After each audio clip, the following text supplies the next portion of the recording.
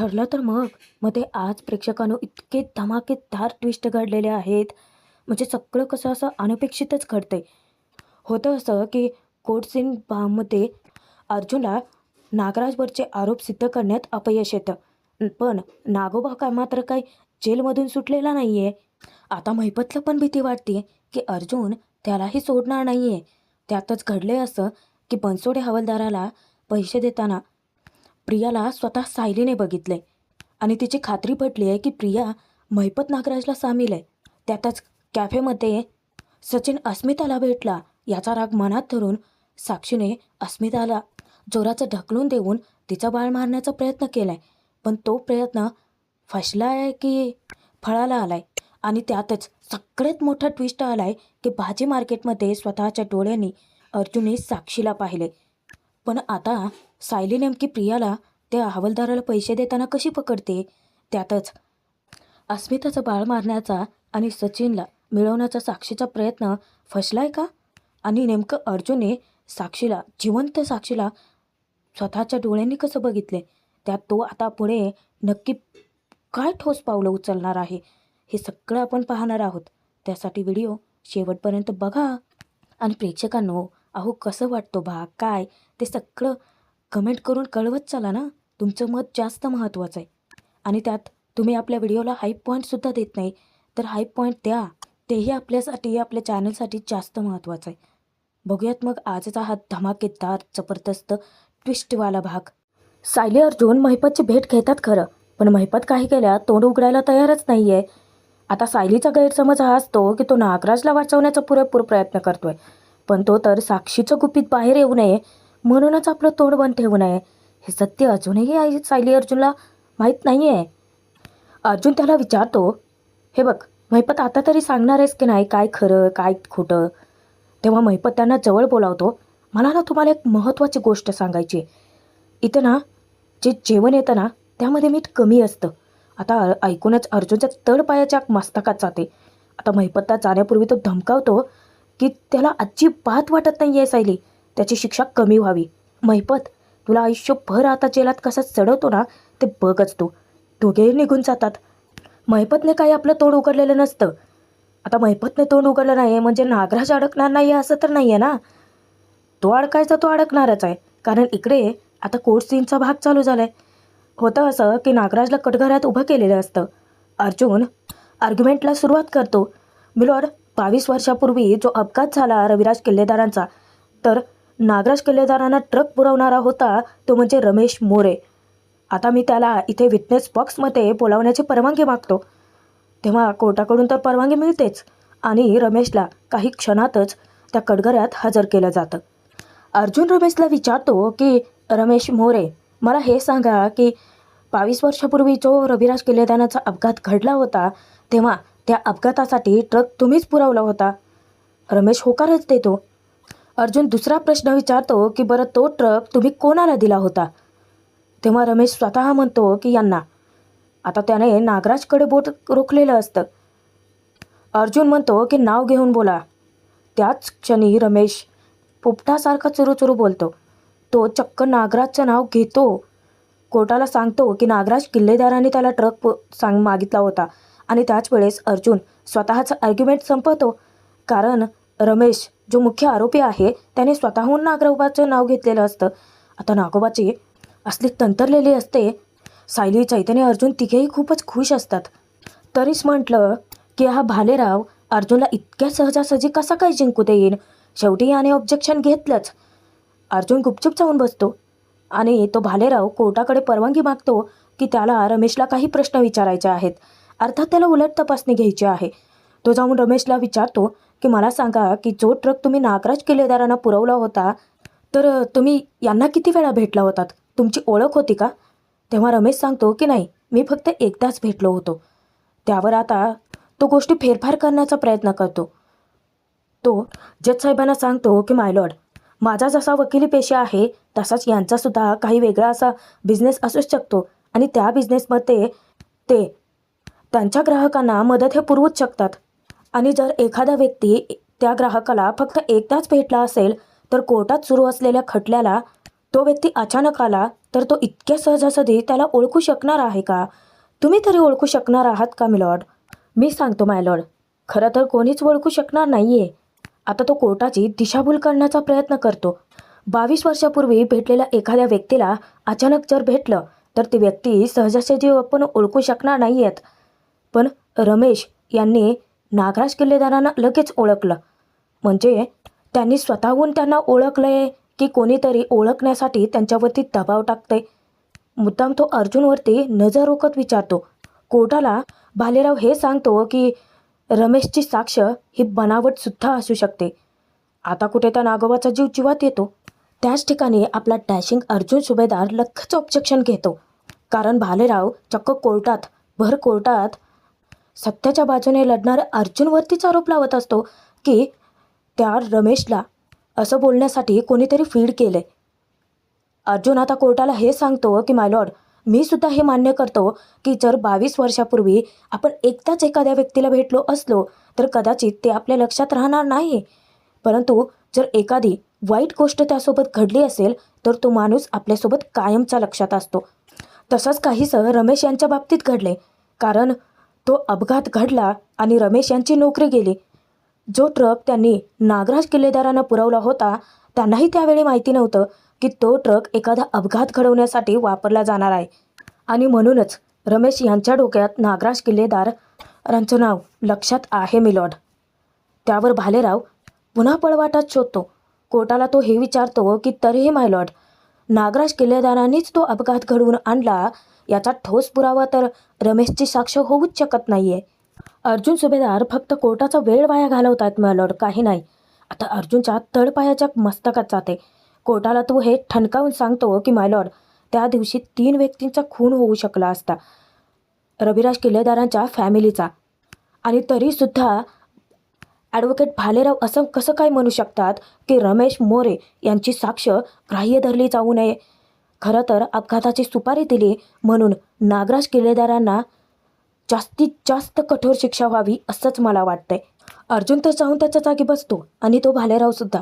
आता जजसाहेबांच्या निकालाची ते वाट पाहत असतात. सायली इतकी पॅनिक झालेली असते. अर्जुन मागे वळून तिला शांत राहायला सांगतो. इतक्यातच जजसाहेब आपला निर्णय जाहीर करतात. ते अर्जुनला स्पष्ट सांगतात की हे बघा, एकाच व्यक्तीच्या साक्षीवरती आपण या आरोपीला शिक्षा देऊ शकत नाही. जर तुमच्याकडे अजून काही त्यांच्या विरोधात पुरावे असतील तर ते कोर्टात सादर करा. आता नागोबाला तर आनंदाच्या उकळ्या फुटतातच. तो भालेराव त्याची तर खुशी 7व्या आसमानावरच जाते. कारण तो अर्जुन सुभेदारासोबत टशन करतोय ना. उठून आनंदाने कोर्टाचे आभार मानतो की थँक्यू मिलाड.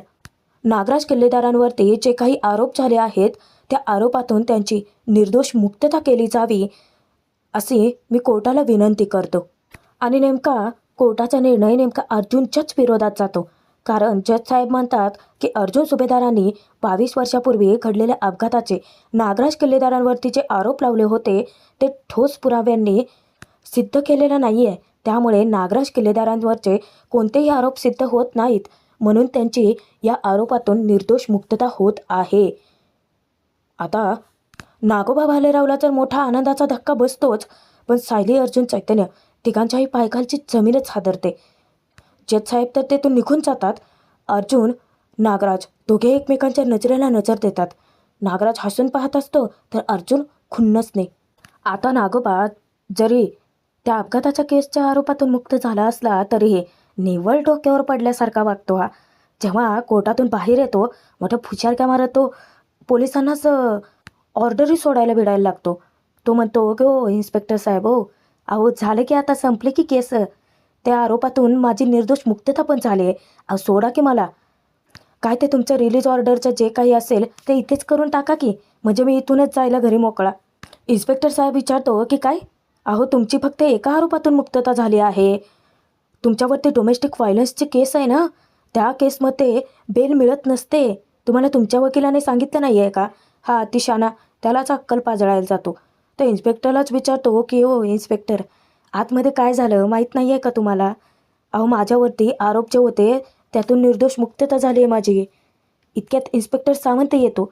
सावंत आता त्या कॉन्स्टेबलला आदेश सोडतो की चला किल्लेदारांना जेलमध्ये नेऊन टाका. आता हा अतिशहाणा पुन्हा या इन्स्पेक्टर सावंतालाच अक्कल शिकवतो. ओ इन्स्पेक्टर, तुम्हाला कळत नाही आहे का? झाले की आता आरोपातून मुक्तता. किती वेळा तेच तेच सांगायचं आहे मी. सोडा की जाऊ दे मला. काय ते तुमची रिलीज ऑर्डर वगैरे काय आहे ते द्या इकडं. करतो पटकन सह्या. इतक्यातच सायली अर्जुन चैतन्य बाहेर येतात आणि त्यांना बघून मग हा नागोबा विचारतो पोलिसांना वरतोंड करून, अच्छा म्हणजे या अर्जुन सुभेदाराने भडकवलं आहे का तुम्हाला? सावंत त्याला समजावतो बरं का, की हे बघा किल्लेदार साहेब, तुम्ही पत्नीवरती हात उचललायत. ती केस तुमच्यावरती चालू आहे, त्याच्यामध्ये तुम्हाला बेलही मिळू शकत नाही.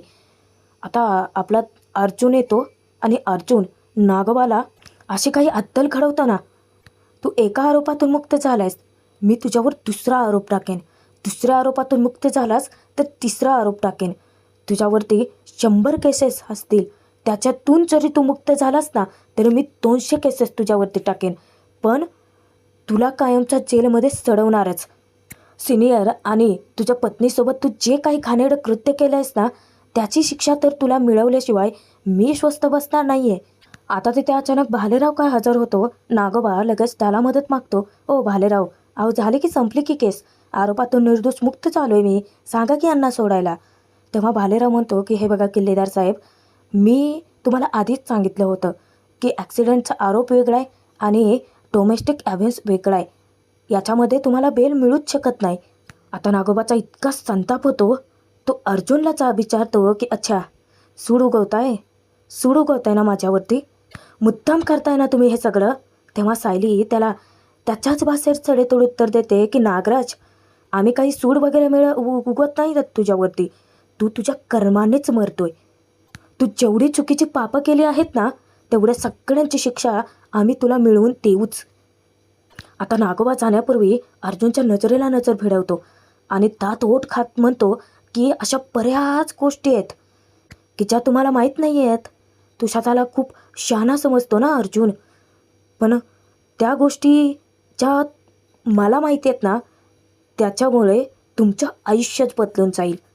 तुम्हाला एक ना एक दिवस माझे पाय धरावे लागतीलच, लक्षात ठेवा. आणि तो तसाच पोलिसांसोबत निघूनही जातो. पण आता नागोबा असा बोलला म्हणून सायली अर्जुनला मोठा धक्काच बसतो. अशा कोणत्या गोष्टी असतील ज्या की त्यांना माहीतच नाही आहेत अजून? कोर्टात नक्की काय काय घडलं ते हवालदार बनसोडेने महिपतच्या कानावर घातलेलं असतं. तेव्हा महिपत आता खंत व्यक्त करतो की झालं, म्हणजे इतका खटाटोप करून पण हा नाग्या जेलमध्येच चढणार, तेही कायमचा. म्हणजे हा अर्जुन सुभेदार मला पण काय सोडत नसतोय आणि हा अशीच खटपट करत माझ्या लेकीपर्यंत जाऊन पोहोचला तर काय आय आय आय. महिपतसुद्धा विचारा अर्जुनला टरकून आहे. इकडे सचिन मस्त असा तयार होऊन सेंटबिंट फुलटू मारून अस्मिताला भेटायला निघालेलाच असतो. पण आता त्याच्याकडे फार एक नजर असते ती साक्षीची. जेव्हा सचिन हातात घड्याळ घालून असं स्टाईलमध्ये बाहेर पडणार, त्याच्या आधीच साक्षी नावाची मांजर बिचाऱ्याचा पायी अडवीत जाते. ती त्याला पाठीमागून टोकते, थांब, एवढं तयार होऊन कुठे निघालायस? तेव्हा सचिन कारण पुढे करतो की सॅम, अगं ते मी तुला म्हणालो होतो ना की माझं कॅनडाचं बँक अकाउंट फ्रीज झालं आहे. मग तेच काम करणारा एक माणूस भेटला आहे मला. मग जाऊन लगेच भेटून येतो, काम करून घेतो ना त्याच्याकडून. आता साक्षी शब्दात पकडत विचारते की पण तुझा अकाउंट तर कॅनडामध्ये आहे ना, मग असा कोण भेटला आहे तुला जे इथं बसून तिथलं सगळं सॉर्ट आऊट करेल? आता तो अडकतो, पण पटकन तो थापा मारतो, कारण सचिन आणि साक्षी काही वेगळे नाही आहेत. तो सांगतो की सॅम, अगं माझ्या मित्राचा मित्र आहे, म्हणजे तो अशी फायनान्शियली कामं सगळी करत असतो. आता साक्षी ताडकन उडते, सचिन थांब, तू माझ्याशी खरं बोलतोयस का? तू माझ्याशी खोटं बोलतोयस, त्यामुळे गुपचूप खरं खरं सांग की कुठे निघालायस. आता ह्या महामायेने अस्मितासोबतचं बोलणं ऐकलेलं आहे, त्यामुळे हिला पक्का डाऊट आहे की हा अस्मितालाच भेटायला जाणार आहे. तेव्हा सचिन पुन्हा गोड बोलून तिला बरोबर गुंडाळतो. काय हे सॅम, अगं मी तुझ्यासाठी छानसं असं सरप्राईज अरेंज केलं होतं, पण तू आहे की माझ्यावरती संशयच घेते. आता बघ, तुला ते सरप्राईज सांगावं लागतं. सचिनला साक्षी विचारते की तू खरं बोलतोयस? हे बघ, तू आता ना मला सरप्राईज काय आहे ते विचारू नकोस. मी परत येईपर्यंत थोडे पैसेच ठेवशील ना? तेव्हा साक्षी म्हणते की हो. जाण्यापूर्वी सचिन तिला मिठी मारतो आणि जातो. पण कावेबाद साक्षी तिला काही विश्वास बसत नाही. सचिनला वाटत असतं यानं गोड बोलून पुन्हा गंडवलं. खरं तर ना तो सचिनच चांगलाच गंडतोय. इकडे अस्मिताला कल्पना म्हणते की चल जेवायला चल. तेव्हा अस्मिता सांगते की नाही मम्मा, मी आता बाहेर जाणार आहे, तिथेच खाणं पिणं होईल माझं. कल्पना तिला दटावते की अस्मिता, तुला किती वेळा सांगितलंय की बाहेरचं खायचं नाही म्हणून, आणि तुला आता बाहेर जायचं आहे. तेव्हा अस्मिता म्हणते की मम्मा, मी माझ्या मैत्रिणीला भेटायला जाते आणि डोंट वरी, मी बाहेरचं अरबट चरबट काहीही खाणार नाही आहे. कल्पना तिला समजावते की अस्मिता, जर तुला मैत्रिणीला भेटायलाच जायचं आहे तर मग अगं तिला घरी भेटायला बोलव ना. तुला बाहेर जायची काय गरज आहे. आता अस्मिता इतकी चिडते, वैतागते. ती कल्पनालाच उलट उत्तर देते, मम्मा मी प्रेग्नेंट आहे, आजारी नाही आहे. अंथरुणाला खिळल्यासारखं मला नका ना वागवू. सतत आपलं इकडे नाही जायचं तिकडे नाही जायचं, हे नाही खायचं ते नाही खायचं, काय चाललंय. जरा तरी मला माझ्या मनाने जगू देत की. तुमचे निर्णय नका ना लादू माझ्यावरती. तेव्हा अचानकच फोन वाजतो अस्मिता आणि फोन असतो सचिनचा. तेव्हा कल्पना विचारते की कोणाचा फोन आहे.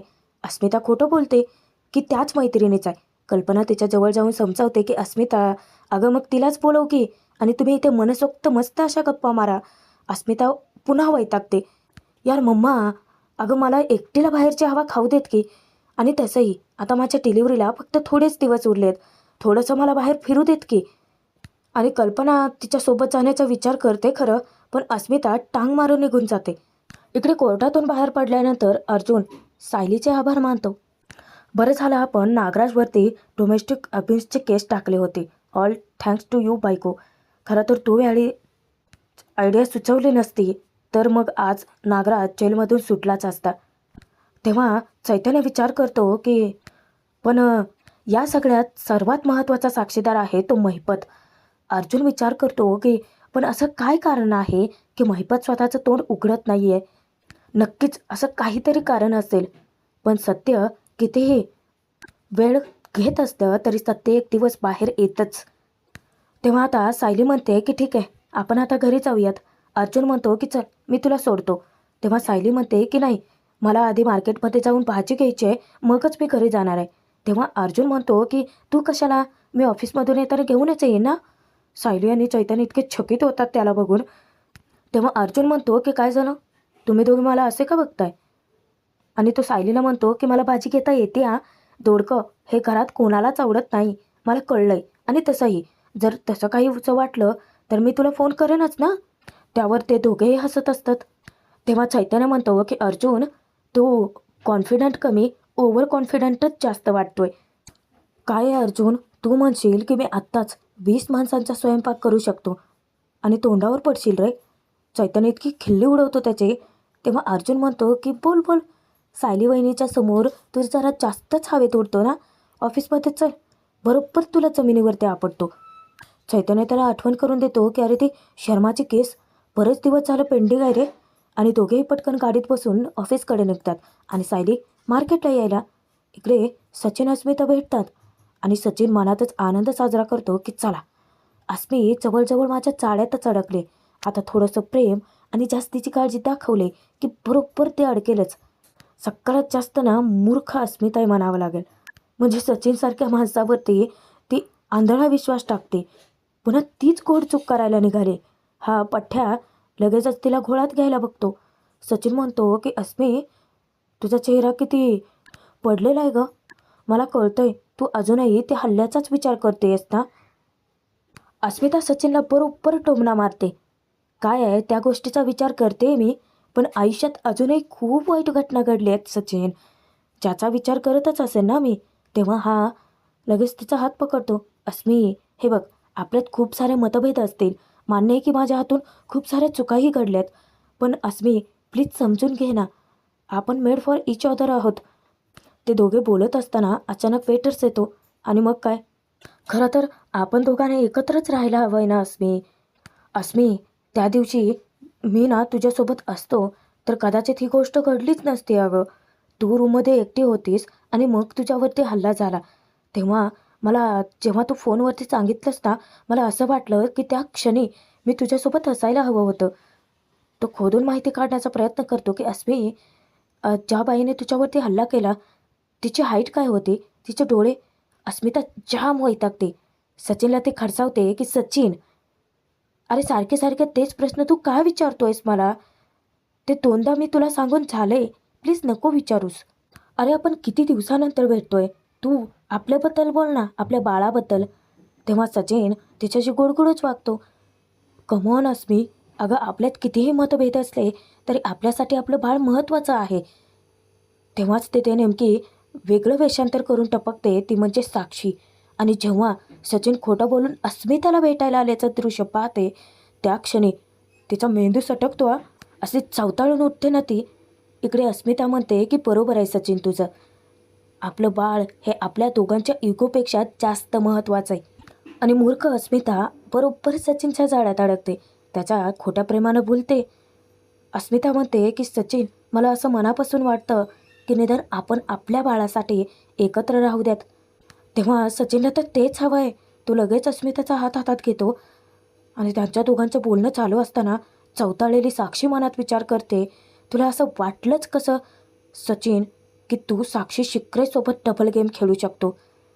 एक दिवस मी असा आणेन ना सचिन, की त्या दिवशी तुला माझ्याशिवाय दुसरा कोणताच पर्याय उरला नाही आहे. इकडे सचिन तर इतका खुश झालेला असतो. अस्मिता स्वतःहून ऑफर करते, म्हणजे तिच्यासोबत राहा असं सांगते. तेव्हा सचिन म्हणतो की मलाही तेच वाटते. अस्मिता विचारते की सचिन, आता किती वेळ बोलत बसणार आहेस, काहीतरी ऑर्डर करशील ना? तेव्हा सचिन म्हणतो की मला माहिती आहे तुला पास्ता आवडतो ना, थांब मी घेऊनच येतो. सचिन ऑर्डर द्यायला जातो खरा, साक्षीची नजर त्याच्यावरतीच असते. ती नुसती खाऊ का किळू नजरेने त्याच्याकडे बघत असते. सचिन चौफेर नजर फेरतो आणि तेव्हा साक्षी एका झाडाच्या मागे लपते. आता इकडे कल्पनाचं चित्त थाऱ्यावर राहिलेलं नसतं. प्रतिमा येऊन विचारते की काय झालं, कोणाची वाट बघतीयस? कल्पना वैतागत सांगते की अगं अस्मिता मगाशी मैत्रिणीला भेटायला गेली आहे, अजूनही घरी परतलेली नाही आहे. आता प्रतिमा आत्या तिला धीर देते, येईल ग, नको इतकी काळजी करू, आणि तुला जर काळजी वाटत असेल तर मग एक फोन कर ना तिला. कल्पना सांगते की अगं मगाचपासून खूप सारे फोन केलेत, अस्मिता माझा फोनच घेत नाही आहे. तेव्हा प्रतिमा आत्या म्हणते की ठीक आहे, थांब मी करून बघते. इकडे आता सायली घरी यायला निघालेलीच असते, पण म्हणतात ना की नशिबाचे फाशे फिरले की फिरतातच, तसंच काहीसं फिरूयाचं झालं आहे. म्हणजे आधी पैंजरामुळे अडकली आहे, पण आता जेव्हा सायली घराकडे यायला निघालेली असते, ती रिक्षा थांबवण्याचे प्रयत्न करते. पण जेव्हा ती रिक्षात बसणार त्याच वेळेस तिची नजर वळते आणि ती जाते ती प्रियाकडे. प्रिया एका हवालदारासोबत गुपचूप बोलत असते. सायली एका टेम्पो मागे लपून तिच्यावरती नजर रोखते आणि तेव्हा हिला कळून चुकतं की प्रिया त्या हवालदाराला पैसे देते तिच्या कामासाठीचे. हे पाहून सायलीला मोठा धक्काच बसतो.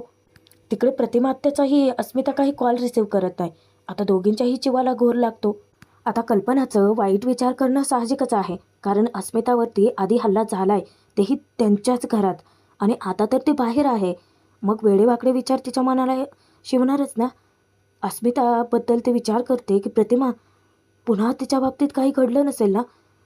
तेव्हा प्रतिमा धीर देते की कल्पना असे विचारही मनात आणू नकोस, मी सायलीला फोन करून बघते, त्यांचं काही बोलणं झालं असेल तर. इकडे सायली प्रियावरती नजर ठेवून असते आणि नेमका प्रतिमा आत्याचा फोन जातो. ती विचारते की सायली, अस्मितासोबत तुझं बोलणं झालं आहे का गं? अगं बघ ना, ती फोनही घेत नाही आहे आणि मेसेजेसला रिप्लायही नाही आहे. तेव्हा सायली सांगते की नाही आत्या, मी तीन चार मैत्रिणींना ओळखते, मी बघते, तुम्ही काळजी करू नका. आता सायली फोन ठेवते, पण तिच्या नजरेतून प्रिया आणि तो हवालदार दोन्हीही सुटतात. पण सायलीची आता इतकी चिडचिड होते.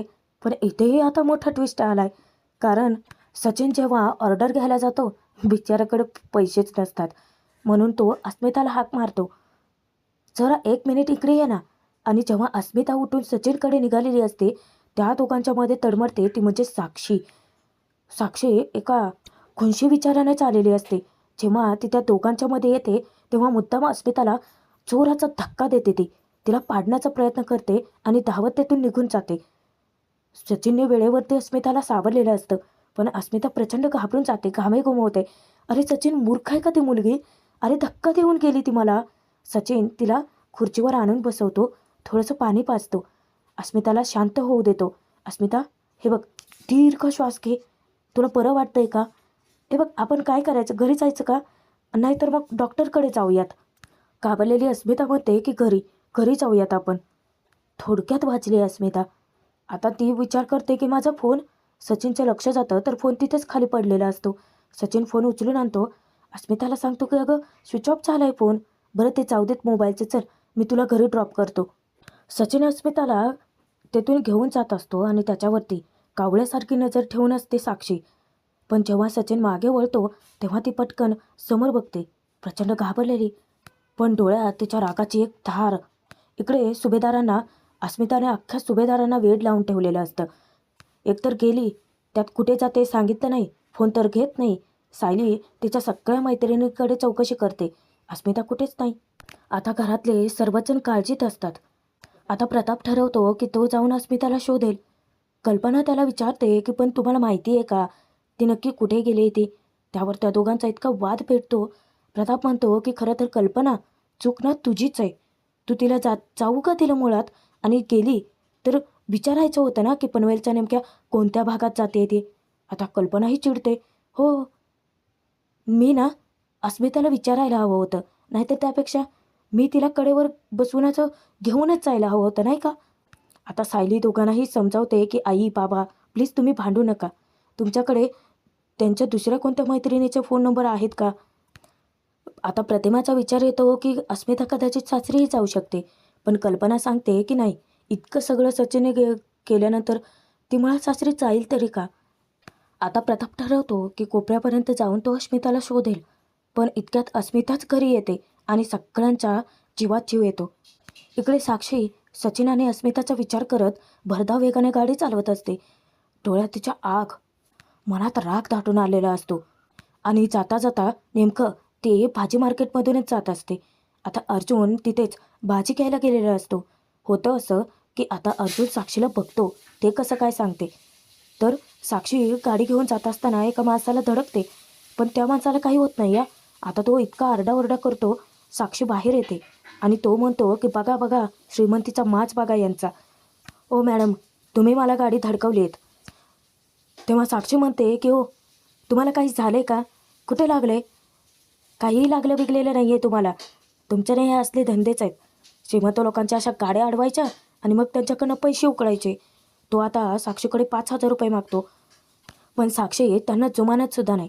साक्षी त्यांना उलट धमकावायला लागते की माहिती आहे आम्हाला, तुम्ही लोकांना नेहमी असंच वागता. मुद्दाम एखाद्या श्रीमंत लोकांच्या गाडीसमोर यायचं, धडकण्याची नाटकं करायची आणि त्याच्याकडून फक्त पैसा उकळायचा. काय तुम्हाला काय वाटतंय, माझ्याकडनं लागलं ना तुम्हाला. चला माझ्यासोबत पोलीस स्टेशनला चला, मग बघूया कुणाला किती लागलं आहे ते. आता तो लगेचच घाबरतो आणि तो माघार घेतो. आता आजूबाजूचे जमलेले लोकंसुद्धा तेथून निघून जातात. अर्जुनने सगळा प्रकार बघितलेला असतो. साक्षी एकटी चिडचिडत बोलत असते की एकटी बाई दिसली की गाठायचं आणि पैसे मागायचे. जेव्हा साक्षी आता तिच्या कारमध्ये जाऊन बसते, अर्जुनची भाजीही घेऊन चाललेली असते. अर्जुन आणि साक्षी दोघींचीही गाडी जवळजवळच लावलेली असते, पण दोघांनीही एकमेकांना पाहिलेलं नसतं. जेव्हा साक्षी थोडंसं शांत होण्याचा प्रयत्न करते, दीर्घ श्वास घेत असते गाडीत बसून, अर्जुन घेतलेल्या भाज्या त्याच्या गाडीमध्ये ठेवतो आणि जेव्हा तो जरा असं वाकून बघतो, त्याच्या नजरेस पडते ती म्हणजे साक्षी. आता मात्र तो पुरता हादरून जातो. त्याला स्वतःच्या डोळ्यांवरती विश्वास बसत नाही की साक्षी शिकरे त्याच्या समोर. आणि मग काय, भाग इथेच संपतोय. पण मोठे ट्विस्ट आलेत की नाही. चक्क साक्षी अर्जुनच्या समोर आली. बघूयात मग पुढे. साक्षी तिचं सीटबेल्ट लावते आणि नेमकी अर्जुनच्या तावडीतून सुटते. आता सायली घरी विचार करत असते की प्रिया अजून कशी काय आली नाही आहे आणि ती मुळात त्या हवालदाराला पैसे का देत होती. सायलीचा संशय आता दृढ होतो की प्रिया नक्कीच नागराज मोहितबद्दल सामील असू शकते. त्यात अस्मिताने मूर्खासारखा निर्णय घेतलाय. सायलीला ती स्वतः सांगते की मी आणि सचिनने ठरवले की आम्ही पुन्हा नव्याने सुरुवात करणार. आणि त्यातच अर्जुन चैतन्याला घडला सगळा प्रसंग सांगतो की सायलीने त्यावेळी कॅफेतसुद्धा साक्षीला बघितलं होतं. तेव्हा चैतन्य विचारतो की तू सायली वहिनीनं सांगितलंय का, तू बघितलंय तिला. अर्जुन म्हणतो की नाही. पण आता सायली अर्जुन दोघेही साक्षीपर्यंत पोहोचतील कसे, हे पाहणं जास्त मनोरंजक ठरेल.